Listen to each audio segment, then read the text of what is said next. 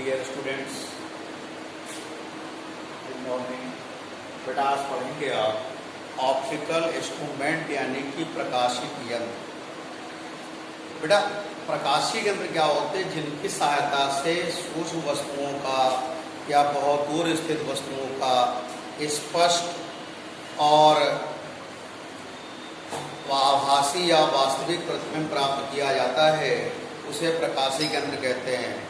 Bye those instrument we find the real और virtual image of micro object और far object, यानी बहुत दूर वस्तुओं का जो इमेज फाइंड करते हैं उसे हम प्रकाशिक यंत्र यानी ऑप्टिकल इंस्ट्रूमेंट कहते हैं।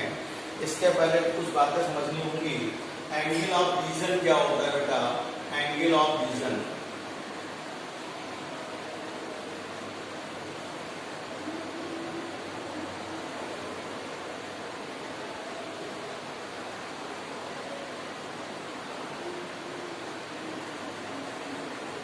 बेटा किसी वस्तु द्वारा नेत्र पर बनने वाला कोण दर्शन कोण कहलाता है। The angle intercepted by the body at the eye is known as the angle of vision। और नियर डिस्टेंस क्या होती है बेटा? आइज और ऑब्जेक्ट की बिटवीन वो मिनिमम डिस्टेंस जिस पर आपको क्लियर इमेज फाइंड होती है उसे नियर पॉइंट बोलते हैं और नियर डिस्टेंस बोलते हैं। एक स्वस्थ नेत्र के लिए यानी कि एक हेल्दी आई के लिए इसकी वैल्यू होती है कैपिटल D = 25 सेंटीमीटर। तो इतनी बात दो बातें समझ में आ गई बेटा। अब आता है आपका एक सरल सूक्ष्मदर्शी यानी कि सिंपल माइक्रोस्कोप। सूक्ष्मदर्शी क्या होता है? जिसके द्वारा सूक्ष्म वस्तुओं का स्पष्ट प्रतिबिंब प्राप्त किया जाता है, उसे हम क्या कहते हैं? सूक्ष्मदर्शी कहते हैं। By which instrument we find the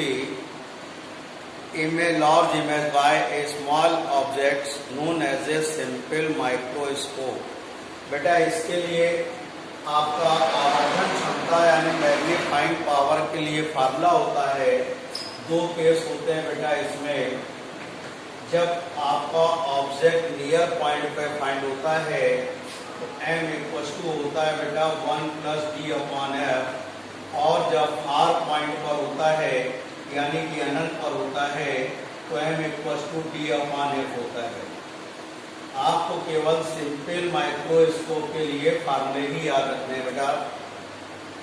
ये आपका होता है magnifying power of simple microscope. ये नियर पॉइंट के लिए है, यानी कि जब प्रतिबिंब स्पष्ट दृष्टि की न्यूनतम दूरी पर फाइंड हो, यानी D पर फाइंड होता है 25 सेंटीमीटर पर, तो उसमें आप ये फार्मूला अप्लाई करेंगे। और जब आपको इमेज फार पॉइंट यानी कि दूर बिंदु यानी अनंत पर प्राप्त होता है तो m = d/f लिखते हैं। अगर कहीं पर श्रांत नेत्र बोल दिया जाए या रिलीज्ड आई बोल दिया जाए तो इसका सेंस ये होता है कि इमेज आपका अनंत पर बन रहा है, यानी कि इनफाइनाइट पर इमेज क्या हो रहा है? आपका बन रहा है। बात क्लियर हो गई बेटा? अब देखिए बेटा कंपाउंड माइक्रोस्कोप। कंपाउंड माइक्रोस्कोप यानी कि संयुक्त या यौगिक सूक्ष्मदर्शी क्या होता है बेटा? ये एक ऐसा प्रकाशिक यंत्र होता है जिसके द्वारा सूक्ष्म वस्तुओं का स्पष्ट और बड़ा प्रतिबिंब प्राप्त किया जाता है। इसमें दो उत्तल लेंस होते हैं।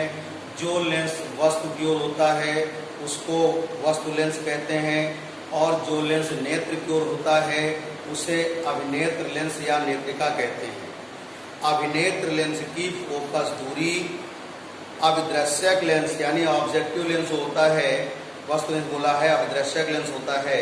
तो इसमें अभिनेत्र लेंस या नेत्रिका की फोकस दूरी अभिदृश्यक लेंस से अधिक होती है।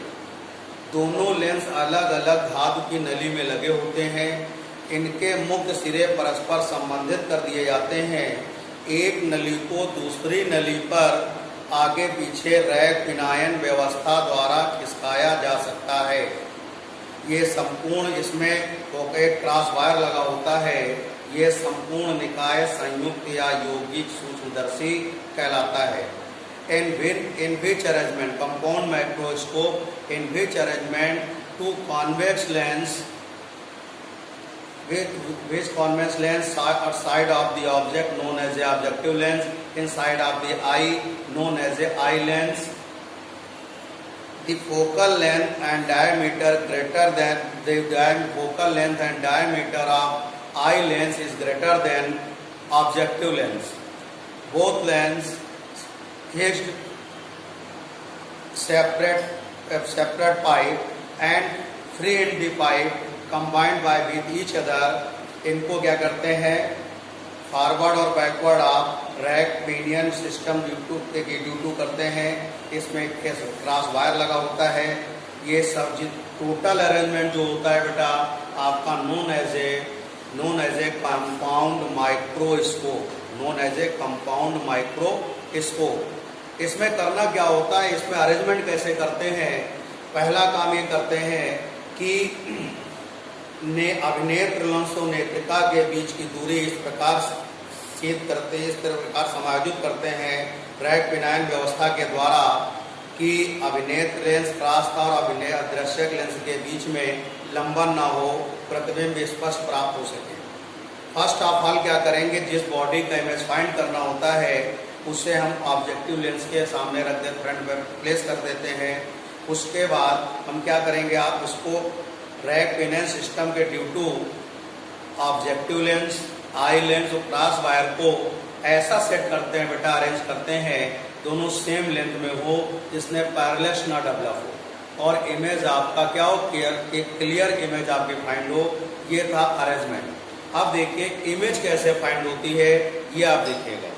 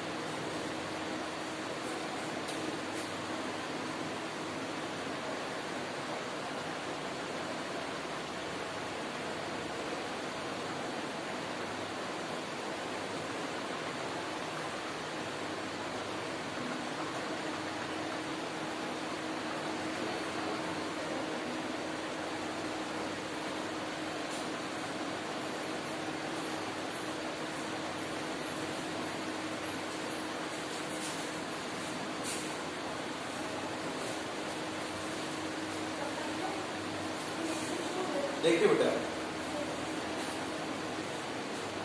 इमेज कैसे फाइंड होगी. इसमें AB का बेटा आई लेंस, ये आपका ऑब्जेक्टिव लेंस है और ये आपका आई लेंस है. ऑब्जेक्टिव ले लीजिएगा, आपका ऑब्जेक्ट AB है. AB की वस्तु AB का प्रतिबिंब अभिदर्शक लेंस द्वारा वस्तु से बड़ा A1 B1 वास्तविक और उल्टा प्राप्त होगा जो अभिनेत्र लेंस या नेत्रिका के लिए वस्तु का कार्य करेगा. तो A1 B1 का प्रतिबिंब अभिदर्शक लेंस द्वारा अभिनेत्र लेंस द्वारा वस्तु से बहुत बड़ा, सीधा और आभासी A2 B2 प्राप्त होगा. अब देखिए बेटा ध्यान समझिएगा, बहुत ध्यान समझिएगा बात को. ऑब्जेक्ट AB का इमेज ऑब्जेक्टिव लेंस के due to A1 B1 find होगा जो कि एज ए ऑब्जेक्ट वर्क करेगा बेटा आई पीस यानी आई लेंस के लिए। A1 B1 का इमेज आई लेंस के ड्यू टू A2 B2 आपका फाइंड होगा। अब मैग्निफिकेशन पावर क्या होती है, आवर्धन क्षमता क्या होती है, तो आवर्धन क्षमता ध्यान दीजिए बेटा होता है m = बीटा अपॉन अल्फा, यानी कि अंतिम प्रतिबिंब द्वारा नेत्र पर बनने वाला दर्शन कोण और वस्तु द्वारा नेत्र पर बनने वाला दर्शन कोण जब वस्तु स्पष्ट दृष्टि की न्यूनतम दूरी पर हो। यानी कि एक और इमेज फाइंड करेंगे आप यहाँ पर, ये आपका ऑब्जेक्ट ए बी है और ये आई है और ये कैपिटल डी है, ये एंगल अल्फा है।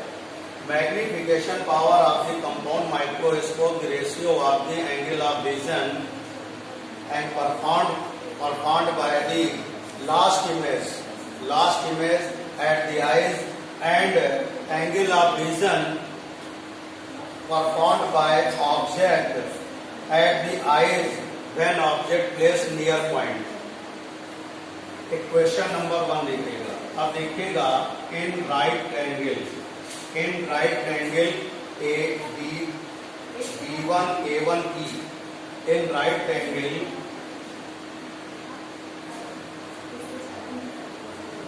B1 A1 की देखिएगा tan बीटा = क्या होगा बेटा, परपेंडिकुलर अपॉन बेस। सारी डिस्टेंस आप यहां से मेजर करेंगे तो आएगा बेटा A1 B1 upon EA1। Equation number 2, इन right angle BAE tan alpha = होगा बेटा AB अपॉन EA। इक्वेशन 3, बेटा अल्फा और बीटा बहुत ही मिनिमम एंगल होंगे तो आप भी can say tan alpha = alpha, tan beta = beta. Equation number 4, hence we find out beta = A1 B1 upon EA1, alpha = AB upon EA। Equation number हो गया आपके पास 5। Putting the value of beta and alpha in equation number 1, alpha और beta का मान equation number 1 में put करेंगे तो क्या होगा बेटा, ध्यान दीजिएगा m = आएगा A1 B1 upon EA1 into ये होगा बेटा EA अपॉन AB होगा। V can write as A1 B1 upon AB and EA upon EA1। आपको एक फार्मूला मालूम है बेटा, I upon O = B upon U होता है, तो अप्लाई करेंगे यहां से A1 B1 upon A1 B1 upon हो जाएगा आपके पास AB और ये होगा बेटा V0 और ये होगा -U0, क्योंकि U निगेटिव है और U0 निगेटिव है, V0 क्या है, पॉजिटिव है। इक्वेशन नंबर हो गई आपकी 6, ये हो गई 7। और देखिएगा EA की वैल्यू अगर लेंगे तो -D होगा, अगर EA1 की वैल्यू लेंगे तो -U ही होगा, क्योंकि लेंस हो या सरफेस हो, लेफ्ट साइड की डिस्टेंस क्या होती है, ऑलवेज निगेटिव होती है बेटा। तो यहां से आएगा EA1 = -UE। बेटा ये वैल्यू उठा करके आप यहाँ पे पुट करेंगे तो m = आएगा -V0 upon U0 into -D upon UE। तो यहाँ से m = हो जाएगा आपके पास -V0 upon U0 into D upon क्या होगा बेटा, UE आएगा। ये आ गया magnification power of the compound microscope, यानी कि संयुक्त या यौगिक सूक्ष्मदर्शी के लिए ये आवर्धन क्षमता का फार्मूला आ गया आपके पास। बेटा एक बार फिर समझ लेंगे, आपने एक बार देखिए m equal to magnification power of compound microscope यानी कि संयुक्त या यौगिक सुंदरसी की आवर्धन क्षमता m equal to beta upon alpha होता है। बीटा क्या है? अंतिम प्रतिबिंब द्वारा नेत्र पर बनने वाला दर्शन कोण यानी angle of vision performed by the last image at the eyes. और बीटा क्या है? वस्तु द्वारा नेत्र पर बनने वाला कोण दर्शन कोण जब वस्तु स्पष्ट दृष्टि की न्यूनतम दूरी पर हो। यानी बॉडी जब नियर पॉइंट पर है तो आई पर यानी नेत्र पर एंगल जो परफॉर्म होता है वो अल्फा होता है। बेटा एक बार आप राइट एंगल लेंगे B1 A1 E tan beta equal to लंब बटे आधार यानी कि perpendicular upon base. Similarly in right angle EAB AE tan की अल्फा इक्वल टू लेंगे। अल्फा बीटा बहुत माइन्यूटली है, स्मॉल एंगल्स है, so tan alpha equal to alpha tan beta equal to beta. तो यहाँ से अल्फा बीटा की value find कर लेंगे। ये वैल्यू इक्वेशन नंबर 1 में पुट करेंगे, आपको ये इक्वेशन मिलेगी। आपको मालूम है लीनियर मैग्निफिकेशन यानी रेखीय आवर्धन होता है I upon O equal to B upon U। I की वैल्यू यहाँ पर बेटा A1 B1 है, O की वैल्यू AB है, ये डिस्टेंस B0 है, ये U0 है, ये पॉजिटिव होगा, ये निगेटिव होगा, तो लेंस के लेफ्ट साइड है ये। तो यहाँ से अब देखिएगा EA लेंस के I की क्या लेफ्ट साइड है माइनस, ये आपका I आपके क्या लेफ्ट साइड है UE माइनस। ये सारी वैल्यू उठा के आप पुट करेंगे, सॉल्व करेंगे तो आपको magnification power of the compound microscope मिल जाएगा। अब इसमें दो कंडीशंस होती है बेटा, ये देखते हैं।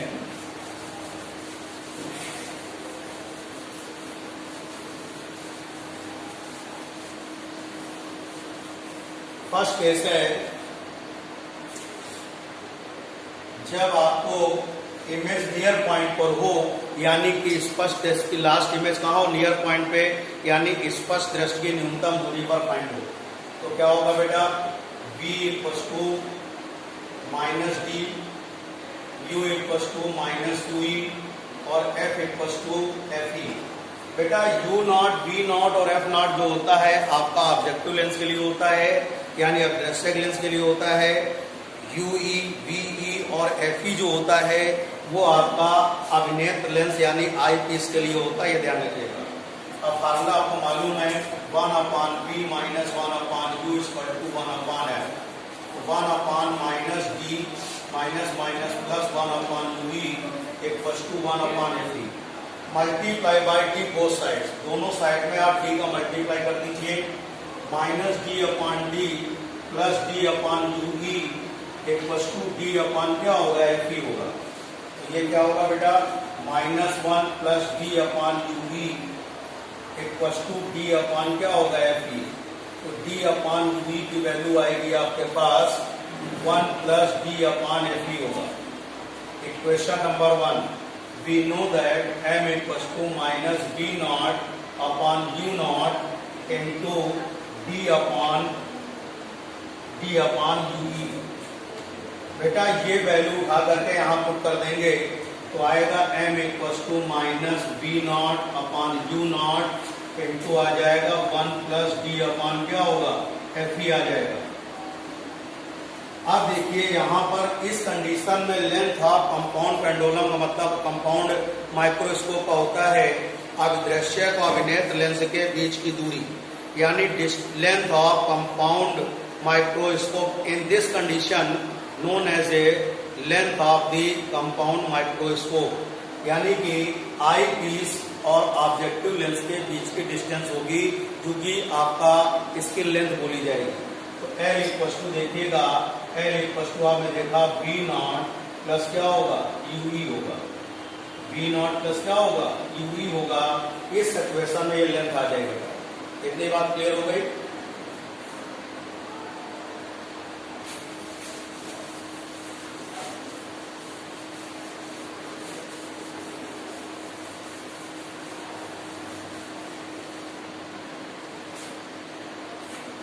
सेकेंड, जब आपका इमेज इनफाइनाइट में फाइंड हो रहा हो यानी दूर बिंदु है यानी फार पॉइंट पे हो, लास्ट इमेज कहाँ फाइंड हो रही है आपको? लास्ट इमेज फाइंड हो रही है आपको कहाँ पर? इनफाइनाइट पर यानी कि R पॉइंट पर। तो V इक्वल टू हो जाएगा आपके पास इंफिनिटी होगा, U equal to minus UD होगा, F इक्वल टू FE होगा। 1 upon V minus 1 upon U equal to 1 upon FE। 1 upon infinite plus 1 upon UE equal to 1 upon FE। 1 upon UE equal to 1 upon FE। तो then आपके पास आ गया UE equal to FE होगा equation number 1। We know that m equals to minus v naught u naught into d upon ue equation number 2। अब आप value put कर दीजिएगा, तो वैल्यू पुट करेंगे minus v not upon u not into कितना हो जाएगा d अपॉन क्या होगा f आ जाएगा। ये आ गया मैग्निफिकेशन पावर यानी कि आवर्धन क्षमता। आवर्धन क्षमता आ गई आपकी किस कंडीशन में, जब लास्ट इमेज आपका इनफाइनाइट फाइंड हो रहा हो यानी अनंत पर बन रहा हो। इस सिचुएशन में लेंथ जो होगी v नॉट प्लस क्या होगा FE होगा। लेंथ ऑफ कंपाउंड माइक्रोस्कोप क्या होता है, length distance between objective lens and eye lens, यानी अभिदृश्यक लेंस और अभिनेत्र लेंस के बीच की जो दूरी होती है उसे उसकी हम लंबाई बोलते हैं, यानी लेंथ ऑफ कंपाउंड माइक्रोस्कोप। तो ये था बेटा आपका कंपाउंड माइक्रोस्कोप था, ये कंप्लीट हो गया है। तो इसको आप करिएगा और समय से होमवर्क सभी विषय का समय से जरूर भेजिएगा। थैंक यू बेटा।